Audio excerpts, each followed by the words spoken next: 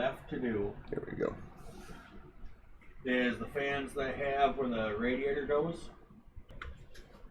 Alright, if you guys are new to the channel, please leave a like, comment, subscribe, hit that notification icon so you know when I'm uploading and streaming. If not, welcome back to the channel.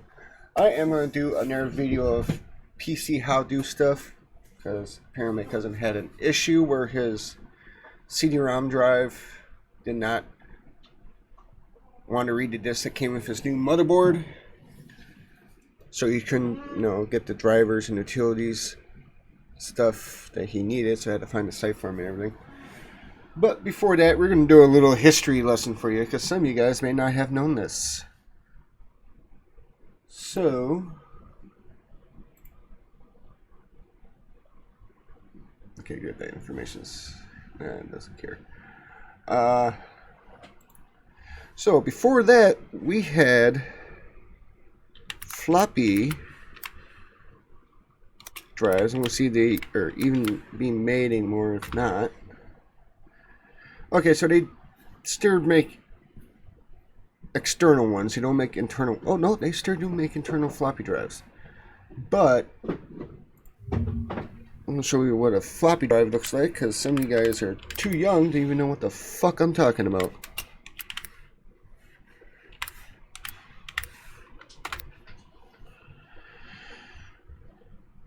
Images. Okay, these were, I'm gonna say the 3.5 floppy drives were introduced like what? 90s? Late 90s, mid 90s? Andy?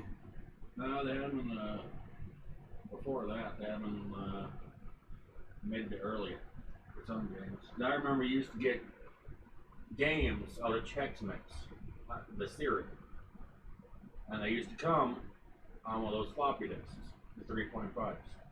Alright, so it was basically like in the 90s, maybe a little earlier, that they were coming out. Now, when I first, I think maybe elementary, middle school, when I first started taking computer classes and stuff, because basically not having a typewriter, they made you learn how to do all that shit on PC. So when I first started going to school, our floppy drives were these big motherfuckers. As you can see, this is like 1984, these were around, and I was born in 86. They were actually floppy. And these are like fucking, I gotta say, at least almost like a foot wide. No. Maybe a little bit smaller than that. They were smaller than 6 inches? Yeah. About 6 inches wide and probably about the same deep. But they were like literally paper thin motherfuckers. They were floppy. So when I first started messing with computers, this is what we were messing with, and I think maybe when I got into middle, high school-ish, when I first just started in those grades, is when we got into these, the 3.5, which those were, I don't know, maybe 2 to 3 inches wide. 3.5. Oh yeah, 3.5 inches. And they're a little bit thicker than this big hunker. And plastic, obviously. But that's how you used to, transfer data or install things on your computer back in the day before floppy drives were a thing. Then we also have CD-ROM,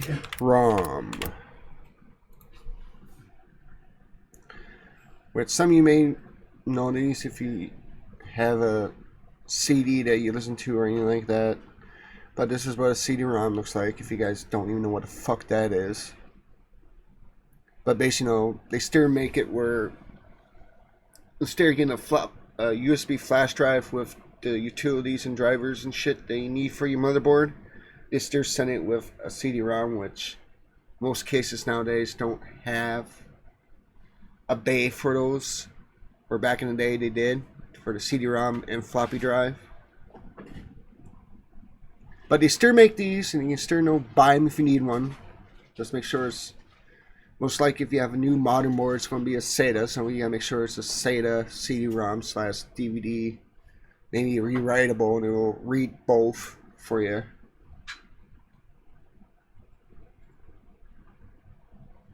And you all know what a flash drive looks like, so I'm not going to show you that. But anyways,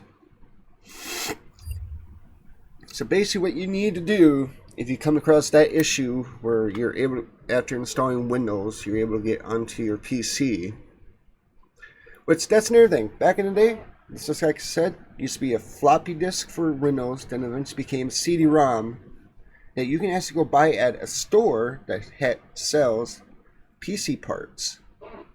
Or now, I don't know if they do that with the USBs now for them, or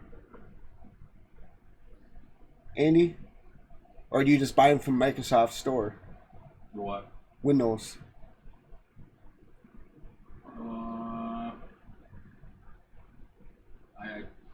If you buy them from a store, it'll either be a digital code or it'll be, they still have the CDs. Oh, so they still do have the CDs at the stores? Well, I think now they're DVD-ROMs. Oh, DVD-ROMs? Alright. But like, I don't know that because I got mine from having Windows 7 from a long time ago, so that was a CD-ROM, so. Basically, ever since then, I had that installed and got the activation code and all that. It's linked to my account, Microsoft account. So when I upgrade to 10, then 11, I didn't have to do all that shit again. Besides making a bootable USB for whenever I need to get a new PC. But anyways, what the? Oh yeah. To basically find the drivers and utilities for your motherboard. One, know the name of whatever your motherboard is for. So, like example, my Gigabyte B450M DS3H. I forgot the A, but yeah. Then you go support.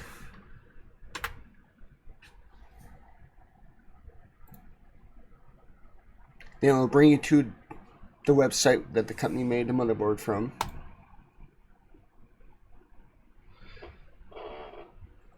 Which this already has all. Then you basically just get whatever you need. So utilities. My motherboard has what's called an app center, which will have all the utilities on it. So you basically just want to download that, and that way you can keep everything up to date. What you need, what you don't need. See, App Center. But some other motherboards don't have that feature, so you will have to literally hunt down what you will need. And there's drivers for chipset, LAN, SATA, BIOS. Basically everything that you will need for that motherboard will be on the company's website. So basically just know what your motherboard is and the company that made it. Then you'll be able to get everything you need that will be on disk besides the BIOS, because that's not the case. So there's something you're going to have to update separately, which we have to look up a video and tutorial on how to do that for your current motherboard. Each motherboard is different in how they do it. But yeah. So we did a little history lesson. Shows you how to find what you need for your motherboard. I think that's basically it that I want to cover.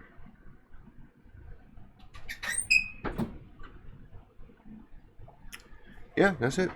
So if you guys liked what you've seen so far, leave a like, comment, subscribe, hit that notification icon so you know I'm uploading and streaming. See you guys in the next one. Bye.